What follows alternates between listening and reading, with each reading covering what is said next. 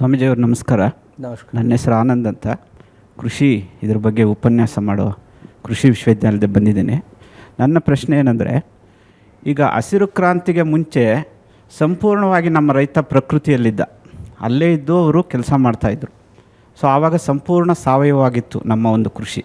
ಆದರೆ ಆಗಿನ ಪರಿಸ್ಥಿತಿ ಮತ್ತು ಮನಸ್ಥಿತಿ ರೈತರದು ಈಗಿನ 2025ನೇ ವರ್ಷದಲ್ಲಿನ ನಮ್ಮ ರೈತರ ಪರಿಸ್ಥಿತಿ ಮನಸ್ಥಿತಿ ಸಂಪೂರ್ಣ ಬದಲಾಗಿದೆ.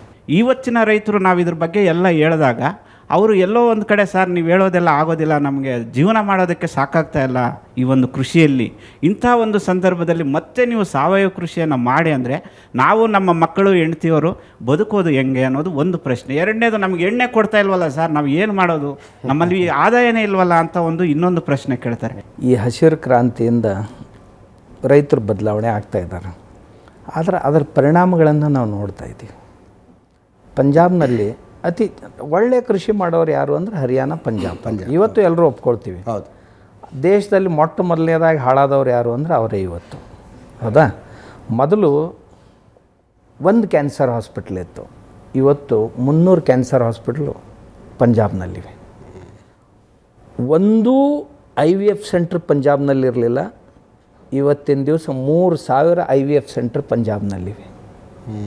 ಇದು ಯಾವುದರ ಪರಿಣಾಮ? ನಾವು ಹಣದ ಮಾತಾಡ್ತೀವಿ, ಭೂಮಿಯ ಆರೋಗ್ಯದ ಕುರಿತು ಯಾರೂ ಮಾತಾಡೋದಿಲ್ಲ. ನೀರಿನ ಆರೋಗ್ಯ, ಭೂಮಿಯ ಆರೋಗ್ಯ, ಗಾಳಿಯ ಆರೋಗ್ಯ, ಇವುಗಳನ್ನು ಕುರಿತು ಯಾರೂ ಮಾತಾಡೋದಿಲ್ಲ ಮತ್ತು ಯಾರೂ ಇವುಗಳ ಬಗ್ಗೆ ಉಪನ್ಯಾಸ ನೀಡೋದಿಲ್ಲ. ನಮ್ಮ ಮನೆ ಬಲಗಡೆ ಒಂದು 4 ಮನೆಗಳು, ಎಡಗಡೆ 4 ಮನೆಗಳನ್ನು ತಾವು ಕೇಳ್ರಿ. ನಿಮ್ಮ ಮನೆಯಲ್ಲಿ ಟ್ಯಾಬ್ಲೆಟ್ಸ್ ತೊಗೊಳ್ಳದೆ ಬದುಕುವಂಥವ್ರು ಯಾವುದಾದ್ರೂ ಮನೆಗಳು ಇವೆ? 100ಕ್ಕೆ 100 ಒಂದು ಮನೆ ಸಿಗೋದಿಲ್ಲ. ಇದು ಯಾವುದರ ಪರಿಣಾಮ? ಈಗ ನಮ್ಮ ಪ್ರತಿಯೊಂದು ಜಿಲ್ಲೆಗಳಲ್ಲಿ ಕನಿಷ್ಠ 5ರಿಂದ 10 ಕ್ಯಾನ್ಸರ್ ಹಾಸ್ಪಿಟ್ಲ್ಗಳ, ಬರೀ ಬೆಳಗಾವಿ ಒಂದು ಸಿಟಿಯಲ್ಲಿ ಸುಮಾರು 5ರಿಂದ 10 1000 ಜನ ಪ್ರತಿ ದಿವಸ ಈ ಬೆಳಗಾವಿ ಜಿಲ್ಲೆಯಲ್ಲಿ ಕೆಮೊಥೆರಪಿ ತಗೊಳ್ತಾ ಇದ್ದಾರೆ.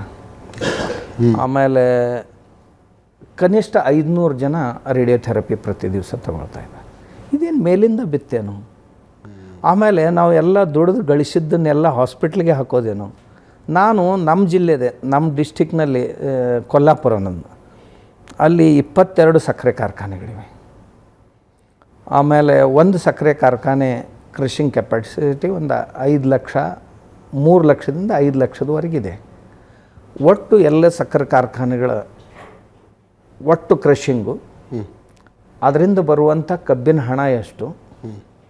ಆ ಹಣಕ್ಕೆ 40 ಲಕ್ಷ ಜನ ನಮ್ಮ ಜಿಲ್ಲೆಯ ಜನಸಂಖ್ಯೆ ಭಾಗಾಕಾರ ಮಾಡಿದರೆ ಪ್ರತಿ ದಿವಸ 150 ರೂಪಾಯಿದ ಔಷಧ ಪ್ರತಿಯೊಬ್ಬರು ತಿಂತಾ ಇದ್ದಾರೆ ಪ್ರತಿ ದಿವಸ 40 ಲಕ್ಷ ಜನ.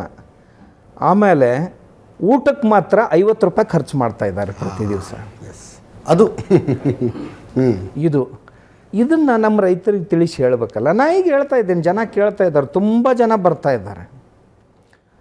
ಈಗ ಮೊದಲು ರಿಟೈರ್ ಆಗಿದ್ದಂಥ ಜನರು ಎಲ್ಲೋ ಶಹರಗಳನ್ನು ಸೇರ್ಕೊಂಡು ಆರಾಮಿರ್ತಿದ್ರು. ಈಗ ಅವರು ಪ್ರತಿಯೊಬ್ಬರು ವಿಚಾರ ಮಾಡ್ತಾರೆ, ನಮ್ಮ ಊರ ಕಡೆ ಹೊಲ ಇದೇನೋ ಹೋಗಬೇಕು.